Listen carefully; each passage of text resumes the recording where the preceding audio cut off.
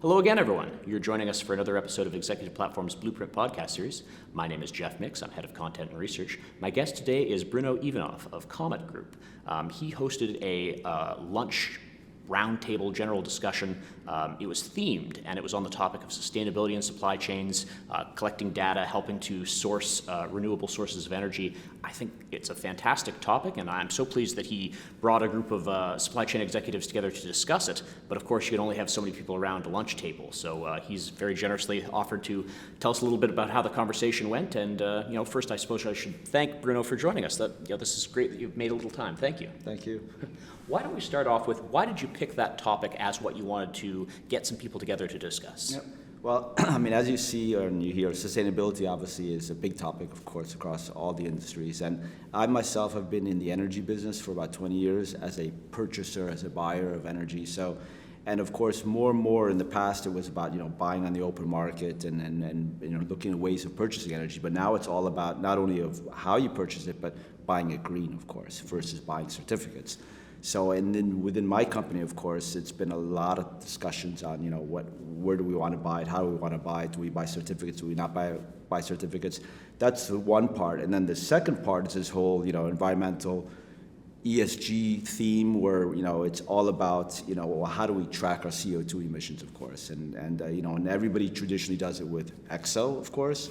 And we need to find a way, of course, to move that forward. There's the different streams. There's the streams that get more complicated that you can track with Excel. It's one thing if you're buying electricity and you can sort the CO2 out and track that. But when you talk about all the different streams about transportation, end products, raw materials, you can't do that in Excel anymore. So you need to find some sort of database that can address those issues that are out there. And that's quite challenging because, as we've heard in the last couple of days, there's a lot of companies offering a lot of different solutions, of course. So that's why I took those two themes as themes that I'm kind of confronted with every day that I thought would be good for bringing out to a roundtable like this. Absolutely. Now, when you chose this topic and it goes up on the agenda, we give our delegates an opportunity to opt in to whichever lunch interests them the most. It's a conversation they want to have. Who were you hoping would join your table?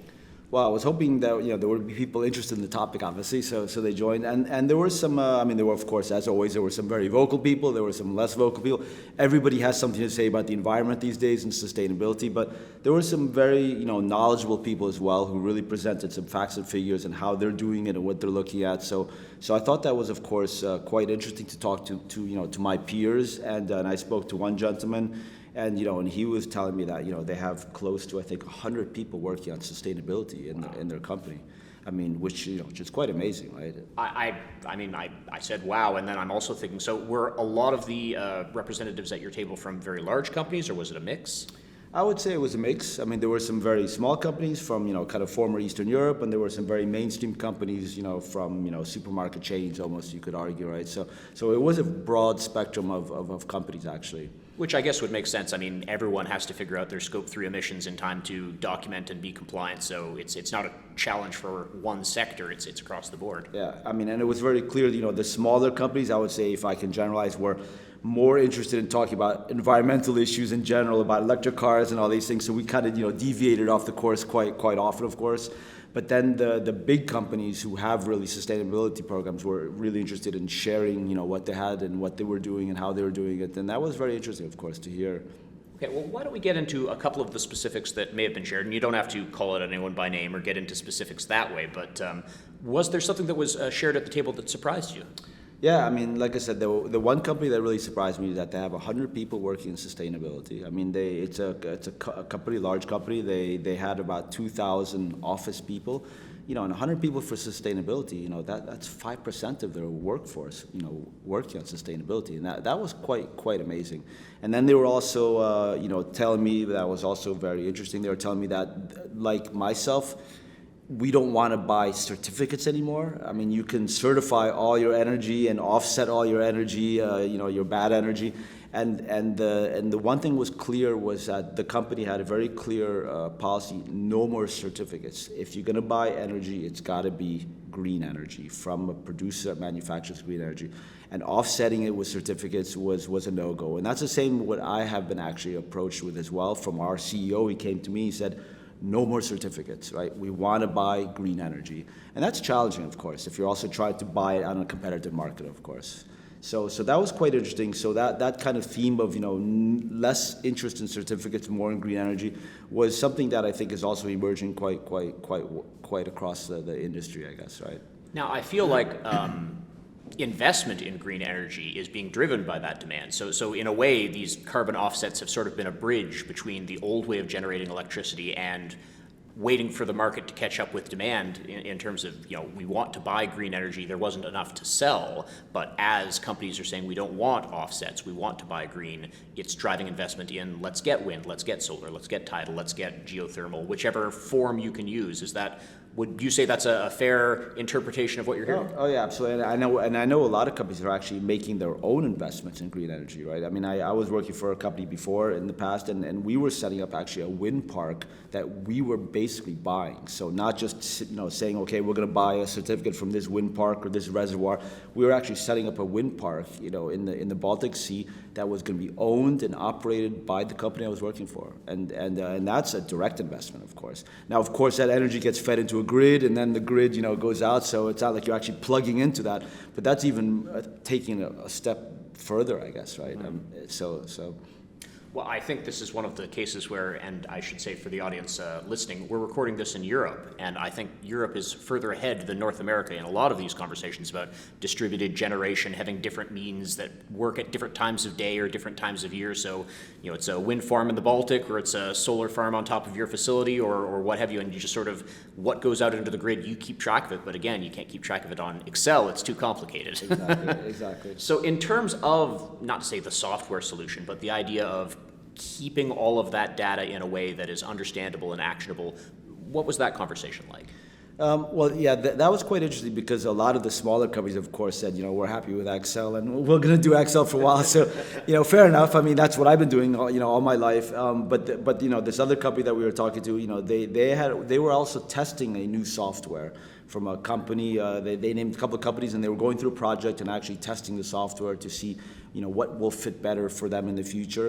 And I thought that was quite interesting because that's exactly what we're doing now. I mean, we have a small project team going on right now at Comet. And we're looking at a number of suppliers, who can provide software for tracking all these streams in the future. And, of course, I'm from the purchasing side, so we're going through the classical purchasing process and looking at vendors, doing demos, assessing them. And then we will probably make an investment probably sometime this year or next year on a software for starting to track all this. And, this is me speculating, you can confirm if I'm right. I have to think whatever software the industry decides to settle on, it's going to have to be able to talk to all the other suites. It's going to have to be able to communicate what you've done to regulators. It's also going to probably be something that helps you attract investment. We are a green company. We can prove it. Shareholders are very interested in that. So again, more than Excel, but which suite is going to hit all of those buttons? Is that a fair way to say it? Yeah, no, absolutely. And I think it's not only, people are expecting you to be sustainable these days, right? It's not a something that you can in the past you could advertise, say, look, oh great, we're buying all this green energy. Now it's an expectation from the companies, from the customers, from the investors. It's no longer an option. It's a criteria that you have to have as a company. Before it was a marketing, something you could, put on a poster and say, look, we're buying green energy. Now it's an expectation, right? And I think that's the huge difference. And the whole CO2 tracking is also an expectation. You can throw out all sorts of figures. And the problem is that what we also talked about at the lunch, there's no real certification bodies that say this is the correct way of tracking CO2. So it's a little bit of a bazaar at the moment. Every country has a, agency or association. And of course, there's, at some point, somebody needs to kind of standardize all this because, or we leave it to these companies who are tracking data to standardize it. But it is a bit, it's a bit of an unregulated, right. area, I guess, right? And it starts from a position of self-regulation, but sooner or later there's going to be a bad actor, and then the government is going to have to step in and say these are the rules. So it's one of those things where you want to be on the side of the angels now so that at least you're in control of your program. Yep, no, absolutely. governments I find usually aren't so great at doing these kind of things. It's usually private industry that will take a leadership position in this. And I think it may be some sort of association. I mean, there is a number of associations. We talked about that also yesterday at the lunch.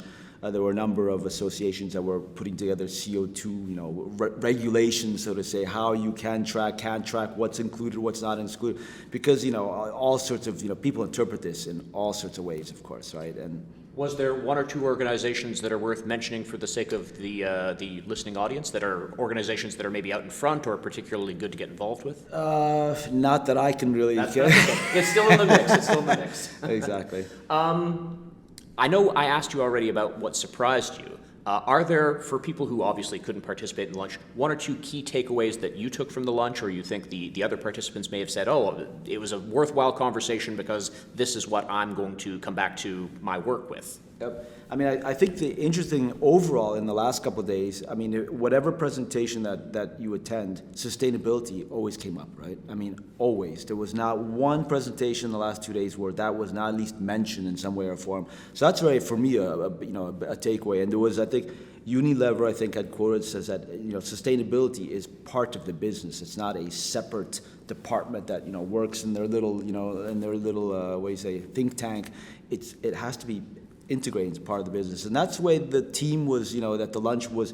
They were all in that kind of mindset in every way, but of course the level of maturity was quite different, right? The little guys were more interested in how do you buy electric cars and how do you recycle the battery, to the big players who were talking about who are the certification bodies, what is the software we want to buy. So I would say the takeaway for me is that this is a road that everybody is on. I mean, nobody's excluded from the sustainability journey.